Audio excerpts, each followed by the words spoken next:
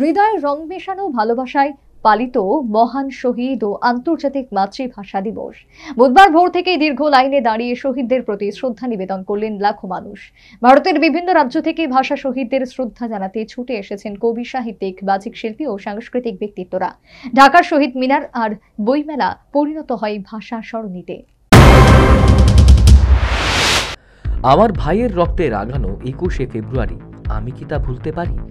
বুধবার ভাষা শহীদদের শ্রদ্ধা জানাতে কেন্দ্রীয় ঢাকার শহীদ মিনারে স্মরণকালে ভিড়। হৃদয়ের রং মেশানো ভালোবাসায় পালিত মহান শহীদ ও আন্তর্জাতিক মাতৃভাষা দিবস। বাংলাদেশের কেন্দ্রীয় শহীদ মিনারে শ্রদ্ধা নিবেদন শেষে মানব আসে অমর 21শে বইমেলায়। ঢাকার শহীদ মিনার আর বইমেলা পরিণত হয় ভাষা সরণিতে। চারদিকে মানুষের উপস্থিতির চিত্রই বলছে রক্তের বিনিময়ে অর্জিত ভাষার প্রতি তাদের কতটা অহংকার। দেশের বিভিন্ন প্রান্ত থেকে ছুটে আসা মানুষ তো বটেই, দেশের বাইরে থেকেও এসেছেন হাজারো মানুষ। বিশেষ করে পশ্চিমবঙ্গের বিভিন্ন স্থান থেকে বহু সংখ্যক মানুষ ঢাকায় ছুটে এসেছেন শহীদদের শ্রদ্ধা জানাতে। অনেকে পূর্বপুরুষের জন্মভিটায় এসে আবেগে আপ্লুত। তারা মনে করেন ভাষা দিবসের এই মিলন মেলা বিশ্বের অন্যতম স্মারক। পশ্চিমবঙ্গের বাচিক শিল্পী দেবনিষ্ঠার কণ্ঠে তেমনটি উচ্চারিত হলো।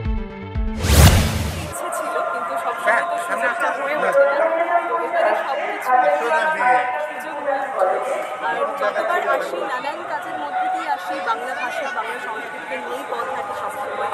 তো বাংলা ভাষা আমাদের কাছে একটা আবেগ। আমাদের প্রতিনিয়ত দৈনিক যাপনে যে ভাষা জড়িয়ে আছে বাংলা ভাষার জন্য এতটা যে পথ হাঁটা, সেই পথ হাঁটতে আমরা সবসময় আছি।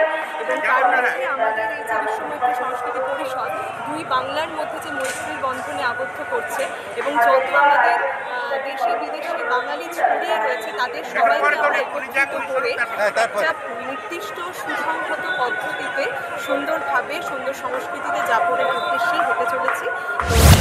সুদূর মার্কিন যুক্তরাষ্ট্রে বসবাস করেন আলমগীর হোসেন, যিনি ফোবানার সভাপতি। তিনি বাংলা ভাষার বিকাশে নিরলসভাবে কাজ করে চলেছেন। নিউজ ভ্যানগার্ডকে জানালেন, বাঙালি বাংলা ভাষার লড়াইয়ে জয়ী।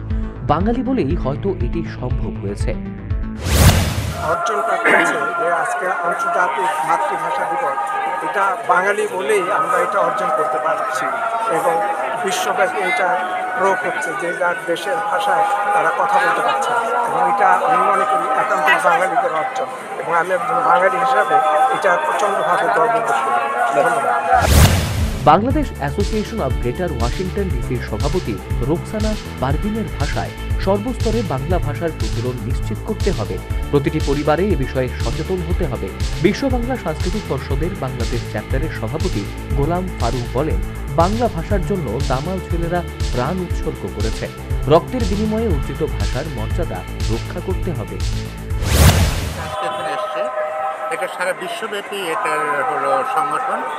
আমরা ঢাকা জেলা বাংলাদেশ কমিটি যেটা শাখা, সেখান থেকে আসতে এসছি শহীদের প্রতি শ্রদ্ধা জানাতে। এবং আমাদের সাথে কলকাতা থেকে এসছেন দেবনিষ্ঠা জানা, উনি ওখানকার একজন সংগঠক। কেন্দ্রীয় শহীদ মিনারের চারিদিকে সড়ক হৃদয়ের রঙের আলপনায় রাঙানো হয়েছে। রক্তরঙে লেখা প্রতিটি দেওয়ালে বলে দিচ্ছে মায়ের ভাষার জন্য সেও অহংকারী। এদিন প্রত্যুষ থেকে দীর্ঘ লাইনে দাঁড়িয়ে শহীদ বেদিতে শ্রদ্ধা নিবেদন করেছে রাজনৈতিক, সামাজিক, সাংস্কৃতিক ও বিভিন্ন শিক্ষা প্রতিষ্ঠানের লাখো মানুষ। ফুলে ফুলে ভরে ওঠে শহীদ মিনারের বেদি। সর্বস্তরের মানুষের গর্বিত উপস্থিতি গোটা দুনিয়ার ভাষা শহীদদের নাম উচ্চারিত হয় সহজে। ঢাকা থেকে আমিনুল হকের রিপোর্ট, নিউজ ভ্যানগার্ড।